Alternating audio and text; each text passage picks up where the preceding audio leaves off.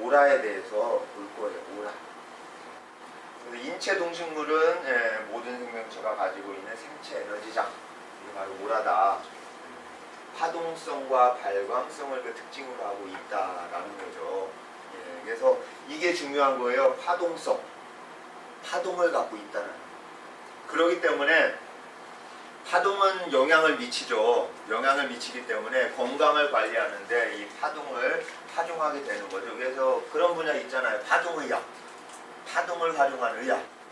그래서 오라를 우리가 공부하는 거는 이 파동성과 발광성을 이 특징으로 하기 때문에 이것을 잘 활용해서 건강에 적용을 하고, 여러분들이 또 이제 객체의학이나 자연치유 이런 분야에서 일하게 되면 고객 관리를 할 때 이걸 활용해서 고객 관리를 하는 거죠.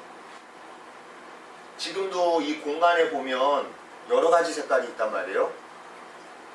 그래서 내가 뭔가 1번 차크라나 2번 차크라가 좀 이렇게 보완이 필요하다 하면은 주변에서 붉은 빛깔의 색을 집중을 쫙 하셔가지고 에너지를 받는 거예요. 빛을 내가 활용을 해서 삶 속에서 그걸 내가 활용을 할 수 있는 거죠. 그러니까 뭔가 내가 대상에 집중을 하게 되면 어떤 그 효과를 극대화시킬 수 있는 힘이 생기는 거예요. 그래서 집중력이 굉장히 중요한 거예요. 삶에서 살아갈 때 집중력. 현대 물리학에서 밝혀졌듯 우주상의 모든 물체는 에너지 미립자의 파동. 모든 물체는 에너지를 갖고 있는 거죠. 그리고 이 에너지는 파동을 해요. 에너지의 그 특징 3개 갖고 있는 게 광음파예요, 여러분. 광음파. 빛과 파동을 갖고 있다라는 거예요. 소리와 빛과 파동을 갖고 있어가지고 우리가 감지는 못하더라도 그걸 활용할 수 있다라는 거예요. 또한 상호작용하고 있는데 그 근본을 이루는 에너지장이 바로 오라인 것이다. 그래서 내가 이 에너지장인 오라를 내가 알게 되면은 굉장히 많은 일에 적용해서 모든 분야에 사실을 적용해서 쓸 수가 있어요. 자, 오라는 빛이 나는 얼굴, 후광, 기쁨의 광채, 반짝거리는 얼굴 등의 언어적 표현에서처럼 사람의 여러 가지 상태를 나타내며 그 변화에 따라 다르게 나타납니다. 그래서 우리가 어떤 사람 보면은 기분이 좋은 사람이 있어요. 환한 사람. 그죠? 보면은 환한 사람이 있어. 초등학생 아이가 등교를 하는데 등교하다가 친구를 만난 거예요. 친구를 만났는데 좋아가지고 애가 확 이렇게 웃는데 제가 속으로 어떻게 저렇게 좋을 수 있을까? 친구를 딱 만나는 순간 애가 너무 좋아가지고 활짝 웃는데 제가 기쁘더라고. 순간 그 힐링이 되는 느낌 있잖아요. 그래서 작은 데서 얻는 그 기쁨들이 있잖아요. 그래서 그런 것들을 얼마 전에 느꼈어요. 왜 그게 근데 계속 생각이 나요. 순간적으로 속에서 깜짝 놀라는 것 같아요. 그 밝은 에너지. 그리고 애기들 보면 환한 거 있잖아요. 그 순수한 아기의 모습 보면은 힐링이 되잖아. 그죠? 그냥. 활짝 핀 꽃을 본다든가 하면 우리가 힐링이 돼요. 이런 기쁨의 광채. 그래서 오라가 그렇게 작용을 하게 되죠. 태양광선이 프리즘을 통해서 무지개 빛으로 나타나는 것처럼 오라도 여러 가지 세계 조합으로 보여진다. 대표적으로 빨주노초, 파남보, 또 흰색도 있죠. 이런 것들로 표현이 되죠. 오라의 각색은 각각의 독특한 정보를 지니고 있으므로 이 정보를 해석함으로써 우리는 오라에 대한 경향성을 확인할 수 있다. 여러분, 오라는 계속 변해요. 계속 변하기 때문에 내가 오라를 알므로 이렇게 내가 인위적으로 어떤 작업을 할 수가 있는 거죠. 좀 더 밝은 오라로. 여러분, 어떤 오라가 좋은 오라, 나쁜 오라는 없어요. 나쁜 오라는 뭐냐면은 색이 이제 너무 탁하거나 흐린 거, 이게 나쁜 거지 오라 색 자체가 나쁜 건 없어요. 어떤 분은 뭐 빨갛게 나오면은 아이고 이거 안 좋은 거 아닌가 막 그러는데 빨간색 자체가 안 좋은 게 아니에요. 안 좋은 게 아니라 빨간색도 굉장히 필요한 오라죠.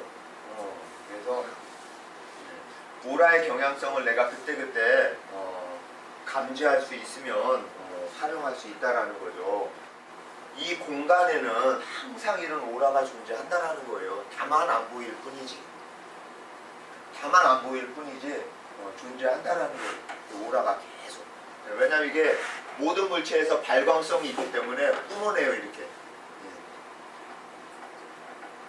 자, 개개의 오라의 특정한 색이 나타난다는 것은 그 색 자체가 지니고 있는 정보, 이 색마다 정보가 있다라는 거예요. 색이 갖고 있는 정보, 개인이 과거에 형성된 색채, 기억 현상에 따라 형성된 정보를 현재 오라가 가지고 있다는 뜻입니다.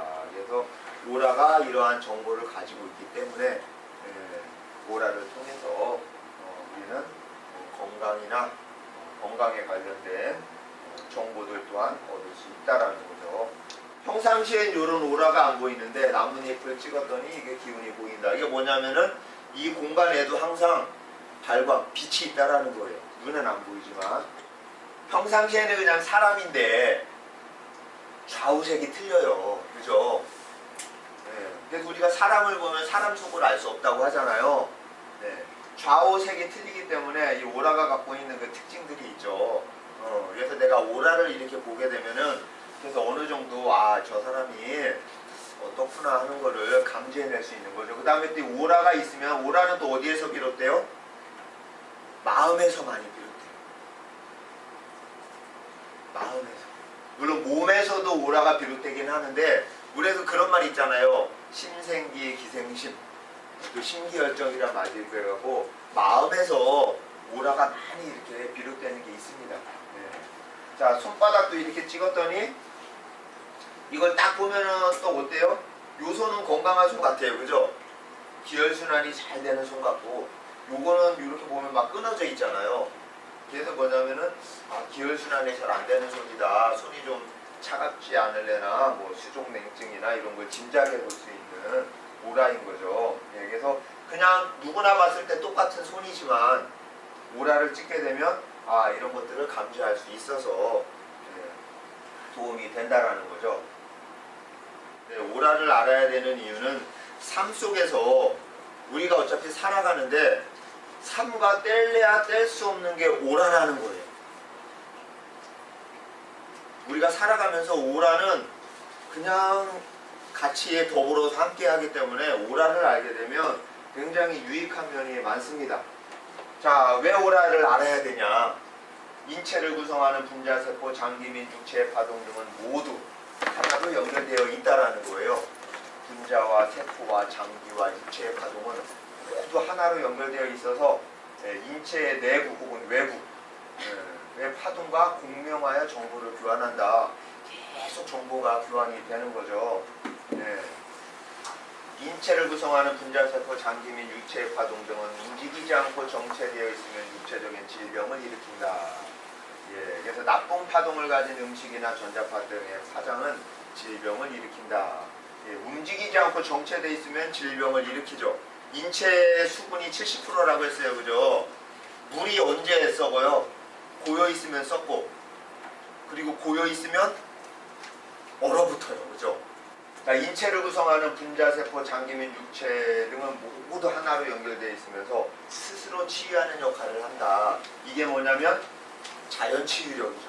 인체를 구성하는 분자세포, 장기 및 육체 등은 고유한 파동을 가지고 있는데 각각의 파동을 이용해서 질병을 치료할 수 있다. 연결시키는 매개체가 오라.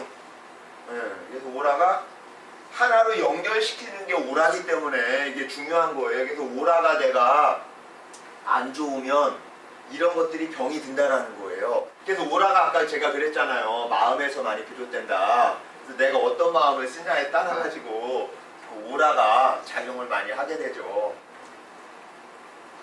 그래서 여러분이 오라는 생활 속에서 밀접하게 계속 작용을 한다라는 거죠. 오라를 알아야 하는 이유. 요즘에 이제 이런 정보들이 이제 많이 나와서 이건 이제 실험을 한 거죠. 부산 동의대 이상명 교수가 실험한 건데 이건 뭐냐면 이제 남성 3명에게 정액을 딱 채취해가지고 실험을 한 거예요. 그래서 이제 정액에 이제 전압계를 설치하죠. 그래서 남자한테 전기 쇼크를 톡톡톡 가했더니 정액에 있던 그 이 전압계도 착착착 움직이더라. 왜냐면 떨어져 있지만 내 몸에서 나왔기 때문에 나랑 상호 공명한다라는 거예요. 에너지장. 일정 시간 동안. 그걸 이제 동기감흥 현상이라고도 하는데, 나랑 떨어져 있어도 에너지장이 서로 교감한다라는 이런 이제 실험을 한 거예요.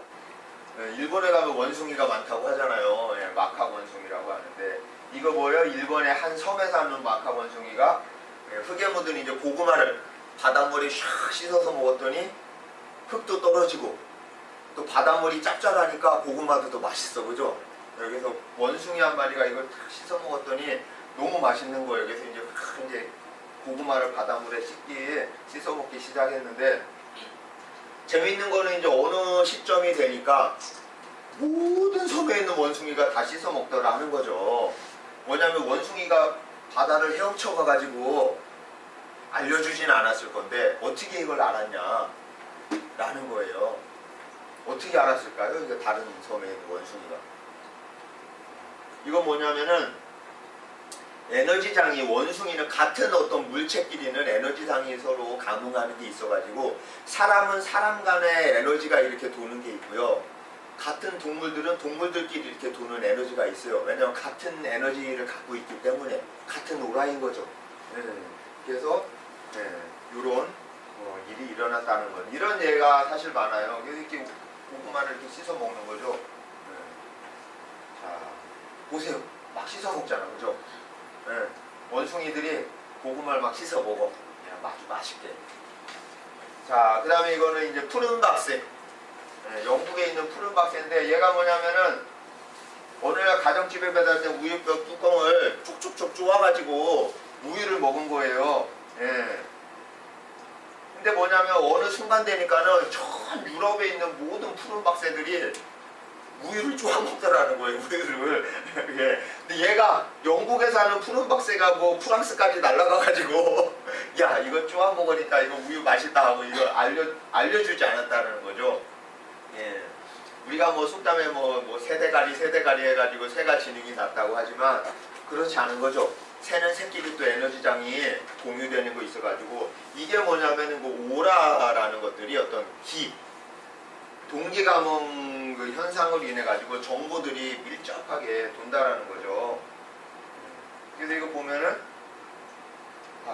우유병을 쪼아먹는 사진이 이렇게 있죠. 이게 우유병을 쪼아가지고 이렇게 우유를 먹는 거예요. 인간이라는 자체의 돈은 이제 굉장히 어떻게 심리학에서 보면 집단 무의식 개념인데, 크게 도는 오라도 있고요. 그 다음에 내 가족 간에는 더 밀접한 오라가 있죠. 그게 일종의 보면 이제 가족력 같은 거예요. 가족력. 우리 질병도 보면 가족력이 되게 중요하잖아요. 원인은 과학적으로 판명은 안 되는데, 집안 어떤 사람 중에 뭐 암이 걸린 사람이 있으면 그 자손도 암에 걸릴 확률이 더 높죠. 가족력이 있는 거죠. 그래서 그 에너지장이 가족들은 더 밀접하게 또 연관이 돼 있죠. 인류도 역사에서 보면은 동서양이 비슷한 일들이 역사에서 같이 일어나요. 발명되는 것들이 이렇게 뭐 서양에서 무슨 뭐를 발명하면 동양에서도 비슷한 시기에 이게 나오고, 흐름이 비슷한 게 이렇게 있어요.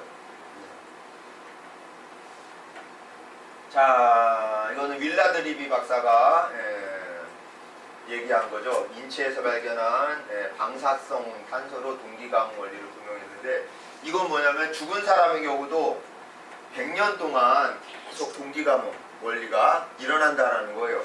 뭐냐면 사람이 죽더라도 계속 나와 에너지가 통한다는 거죠. 뭐 뼈에 있는 이런 유전인자 세포들이 갖고 있는 이런 것들이 계속 자손하고 동기감흥 원리로 작용을 하는 거죠. 이런 것들을 연결되는 것들이 이제 오라라는 거예요.